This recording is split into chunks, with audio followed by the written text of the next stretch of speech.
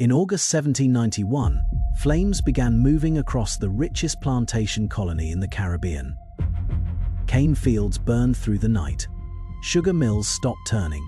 Estates that had generated fortunes for merchants, bankers, shipowners, and the French state were attacked by the very people forced to work inside them. The colony was called Saint-Domingue d'Europe. It was not merely a distant tropical outpost, it was an economic machine. By the late 18th century, this small colony had become one of the most productive plantation economies on Earth, supplying an extraordinary share of the sugar and coffee consumed across the Atlantic world.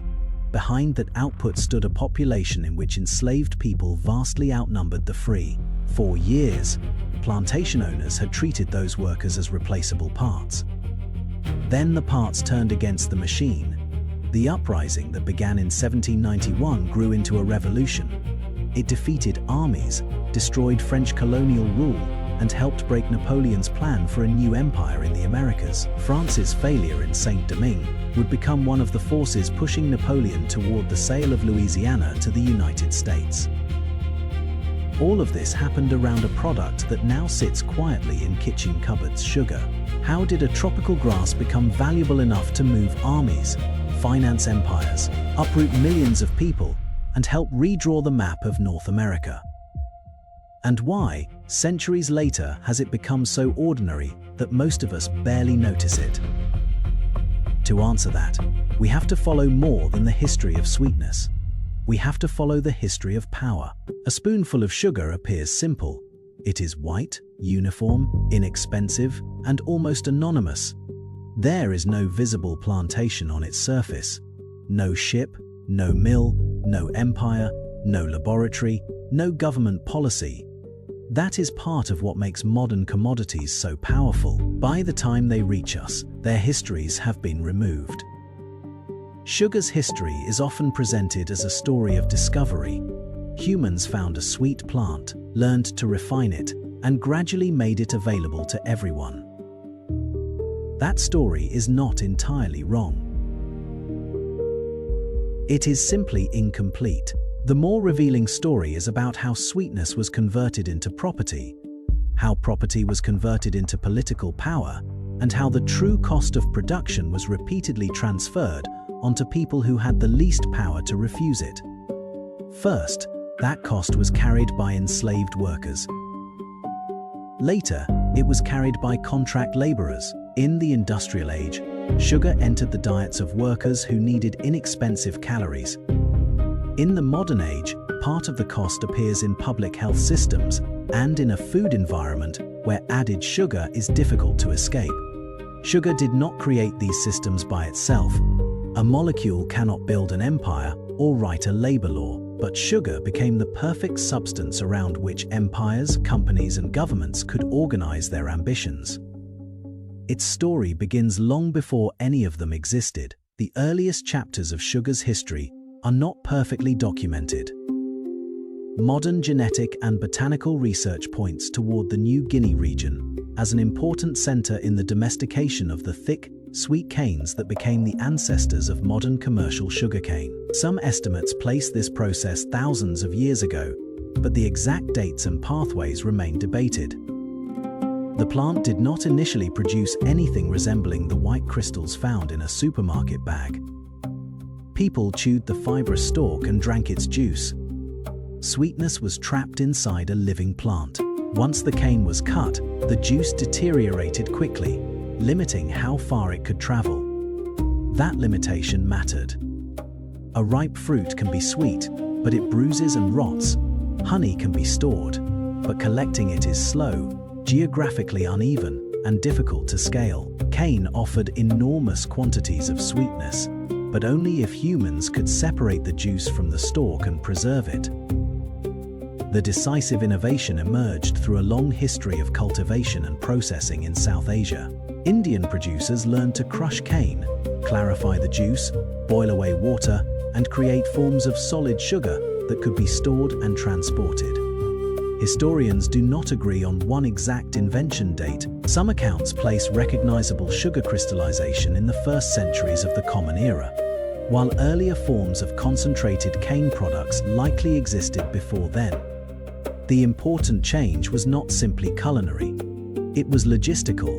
Once sweetness became solid, it could leave the field where it had been produced. It could be weighed, taxed, gifted, prescribed, stored in warehouses, and carried across mountains and seas.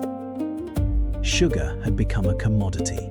Through networks connecting South Asia, Persia, the Islamic world, and the Mediterranean, knowledge of cane cultivation and sugar manufacture moved westward. Muslim-controlled territories played a major role in bringing sugarcane and manufacturing techniques into parts of the Mediterranean, including the Iberian Peninsula. This was not one civilization discovering sugar and handing it intact to the next. It was a chain of accumulated knowledge. Farmers selected plants, workers improved mills, craftspeople learned to control heat, merchants organized transportation, cooks and physicians developed new uses for the final product. For centuries, however, sugar remained expensive in much of Europe. That scarcity gave it power. It appeared in elite kitchens, medical preparations, and ceremonial displays. Its value came partly from taste, but also from distance. Consuming sugar demonstrated that a household could reach into trade networks stretching far beyond Europe. Sweetness became a sign of access, and once European elites developed an appetite for it, access was no longer enough. They wanted control. Before Europeans controlled tropical sugar production, they depended on commercial routes and producers beyond their direct authority. Mediterranean cultivation supplied part of the market. Italian trading cities became important centers for moving and refining sugar. Merchants could earn enormous profits because the product passed through many hands before reaching a European table. Every stage added cost, every border added uncertainty, and every conflict threatened supply. European rulers and merchants faced a geographical problem. The consumers with the greatest purchasing power lived largely in climates where sugarcane could not be grown efficiently. The obvious solution was not to reduce demand. It was to acquire warmer land. During the 15th century, Portuguese expansion into Atlantic islands helped create new plantation zones.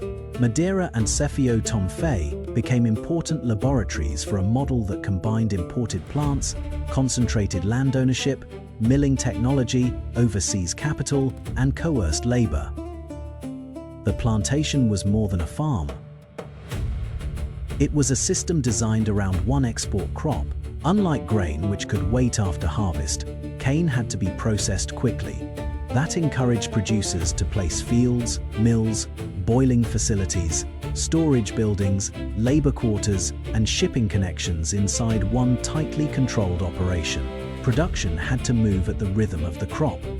Workers had to move at the rhythm of production. When Europeans crossed the Atlantic, they carried this model with them. Portuguese Brazil became a major early center, and the plantation complex later expanded with tremendous force across the Caribbean. 16th century Brazilian sugar estates could operate as large compounds employing hundreds of enslaved workers. Versions of the model were later transferred to islands such as Barbados. The Atlantic offered land and climate on a scale the Mediterranean could not, but the model demanded labor on an equally enormous scale. Europe's solution would transform sugar from a rare luxury into one of the most destructive commodities in modern history. A sugar plantation was built around urgency. Cane was cut by hand. It was heavy, sharp, edged, and difficult to move. Once harvested, it had to reach the mill rapidly. There, rollers crushed the stalks and released the juice. The liquid then passed into boiling facilities, where workers managed heat, foam, clarification, and concentration. A mistake could spoil an entire batch. An accident near the rollers or kettles could permanently injure a worker. During the harvest season, the system pushed toward continuous operation. Its profitability depended not only on land and machinery, but on controlling large numbers of people with as little interruption as possible.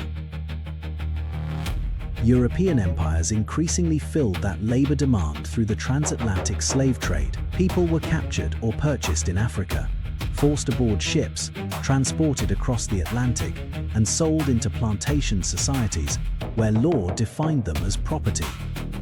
Historical voyage records show the extraordinary importance of sugar-producing regions. A very large share of the captives transported from Africa were taken to colonies and territories where sugar was a dominant export. Not every enslaved person worked in a cane field, and sugar was not the only commodity connected to slavery. But no honest account of the Atlantic sugar economy can separate its expansion from mass enslavement. The Caribbean plantation joined together resources from several continents. The crop came from Asia and the Pacific. Much of the labor was taken from Africa. Capital, machinery, and commercial management came largely from Europe. Food, timber, livestock, and shipping supplies moved through North American and Atlantic ports. This was globalization before the modern corporation. Banks financed voyages, insurers calculated risk, merchants sold refined sugar, governments protected colonial markets, shipbuilders, dock workers, refiners, grocers, and investors all participated in the flow of value. The trade is sometimes drawn as a clean triangle between Europe, Africa, and the Americas.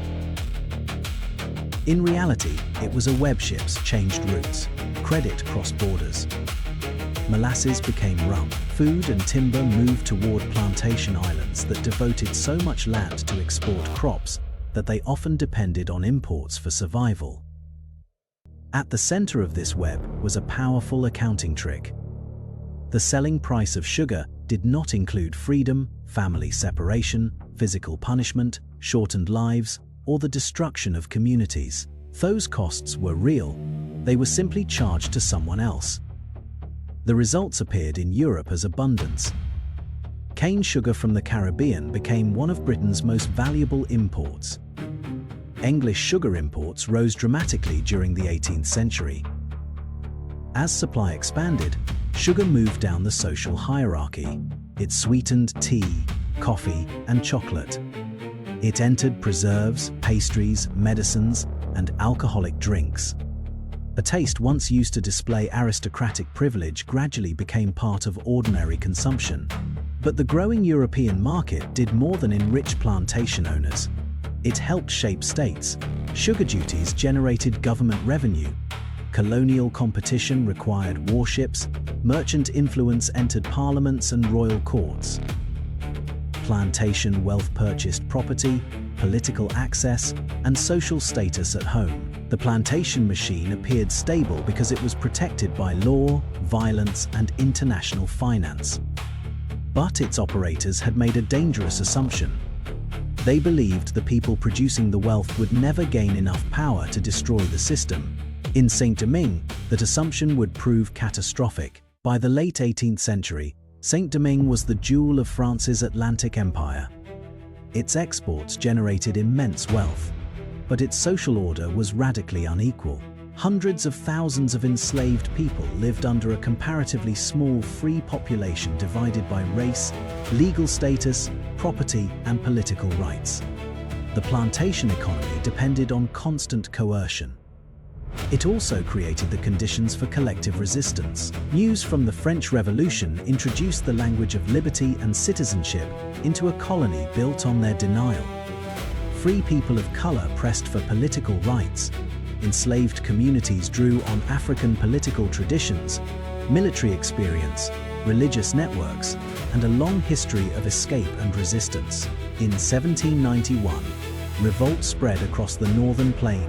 Plantations burned, workers abandoned estates. Armed groups fought colonial forces and one another as the conflict expanded into a complicated struggle involving France, Spain, Britain, white colonists, free people of color, and competing black leaders.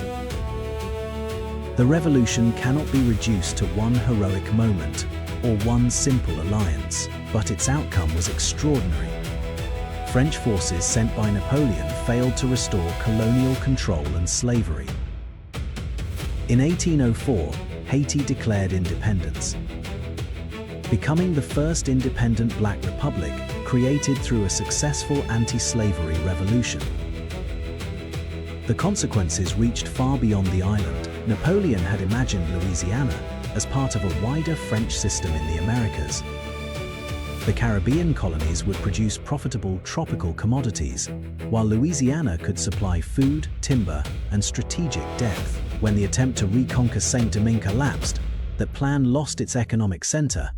Renewed war with Britain also made Louisiana vulnerable together.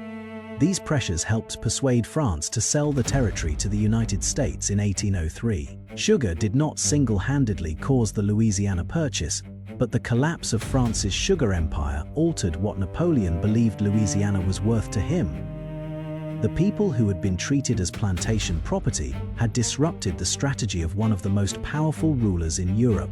Yet even this victory did not end sugar's dependence on controlled labor. Across the 19th century, slavery was gradually abolished in different empires and territories. Plantation owners warned that without forced labor, sugar would become scarce and expensive. Instead, the industry searched for another labor system. It found one in the language of contracts. When slavery was abolished in the British Empire in the 1830s, plantation owners still wanted large workforces that could be moved across oceans, bound to estates, and paid as little as possible. The replacement was indenture. Workers, many of them from India, signed contracts promising several years of labor overseas. Recruiters presented the journey as an opportunity. Some migrants understood the terms. Others faced misinformation, debt, pressure, or limited alternatives. On paper, they were not property.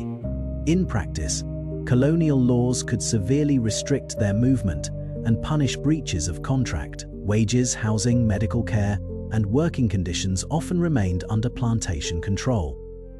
Mauritius became an early testing ground. Between 1834 and 1920, nearly 500,000 indentured laborers arrived through Aprovasi Ghat to work on Mauritian sugar estates or to continue toward other colonies. The wider system eventually moved more than 2 million people and helped reshape societies across the Caribbean, Africa, the Indian Ocean, and the Pacific.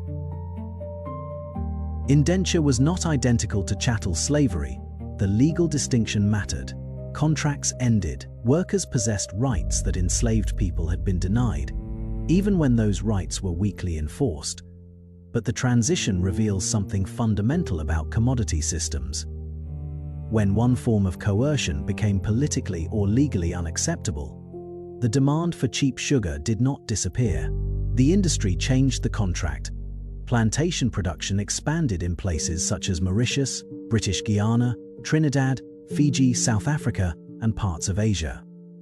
Migrant workers created communities, religions, languages, cuisines, and political movements that still shape those countries today. Their descendants carry a history created partly by sugar. The crop had survived abolition by reorganizing labor. Then Europe found another way to weaken sugarcane's oldest advantage. It learned to manufacture the same sweetness from a root growing much closer to home. In the 18th century, the German chemist Andreas Marggraf demonstrated that sugar obtained from beets was chemically comparable to cane sugar. For decades, the discovery had limited commercial impact. Cane plantations already had established infrastructure, colonial protection, and access to coerced labor. War changed the calculation. During the Napoleonic era, British naval power disrupted France's access to overseas cane sugar. Napoleon promoted domestic beet cultivation and processing as a strategic alternative. The early industry struggled after the end of the war, but the principle had been proven. Europe no longer needed tropical cane for every grain of sugar. Over the 19th century, plant breeding, chemistry, mechanized processing, protective tariffs, and factory investment transformed beet sugar into a major competitor. The rivalry between cane and beet did not eliminate colonial sugar. It expanded the total market. At the same time, industrial technology improved crushing, evaporation, refining, transportation, and packaging. Railways carried crops toward factories. Steam power increased production. Standardized refining produced the uniform white crystals that consumers came to associate with cleanliness and modernity. Sugar became cheaper, and cheapness changed its purpose. For the wealthy, sugar had once been a symbol. For industrial societies, it became an ingredient. It paired especially well with the bitter imported drinks that were spreading across Europe. Sugar helped turn tea, coffee, and chocolate into mass consumption products. Sweetened tea offered warmth, stimulation, and quick calories. Jam could make bread more appealing. Confectionery became increasingly affordable. New factories produced biscuits, preserves, chocolate, and sweets for consumers far beyond aristocratic households. This was democratization of a kind. Ordinary people could enjoy a taste once reserved for elites. But democratization did not erase the supply chain that made the price possible. Cane workers, contract laborers, colonial farmers, factory workers, and consumers occupied different ends of the same system. By the 20th century, the transformation was complete. Sugar was no longer simply something people added at the table. Food manufacturers added it before the product reached them. And once sweetness became embedded in mass-produced food, the most valuable thing the industry could influence was no longer the plantation. It was public understanding. Modern nutrition science is complicated. Heart disease, obesity, and type 2 diabetes do not have one cause. Genetics, total diet, physical activity, income stress, access to healthcare, marketing, and the wider food environment all matter. That complexity creates room for legitimate scientific disagreement. It also creates opportunities for commercial interests. Internal documents examined by researchers show that the Sugar Research Foundation began supporting coronary heart disease research in the 1960s. It funded a literature review published in 1967 that emphasized fat and cholesterol while downplaying evidence concerning sucrose. The foundation helped define the project, supplied research materials, and reviewed drafts. While its funding and involvement were not disclosed in the published review, this episode does not prove that every concern about dietary fat was invented, nor does it prove that sugar alone caused the modern chronic disease burden. What it demonstrates is more precise and more important. Companies do not always need to prove that their products are harmless.